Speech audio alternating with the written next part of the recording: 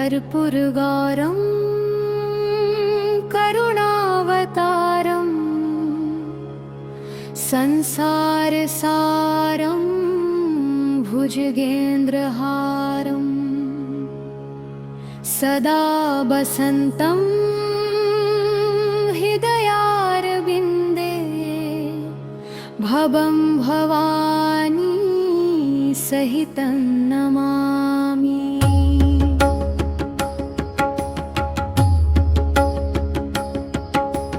मङ्गलं भगवान् विष्णुमङ्गलं गरुडध्वज मङ्गलं पुण्डरीकाक्षो मङ्गलायतनुहरि मङ्गलं भगवान् विष्णुमङ्गलं गरुडध्वज मङ्गलं पुण्डरीकाक्षो मङ्गलायतनुहरि सर्वमङ्गलमाङ्गल्ये शिवे सर्वार्थसाधिके शरण्ये त्र्यम्बके गौरी नारायणी नमोऽस्तुते।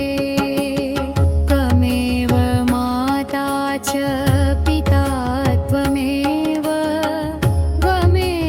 माता च सखा त्वमेव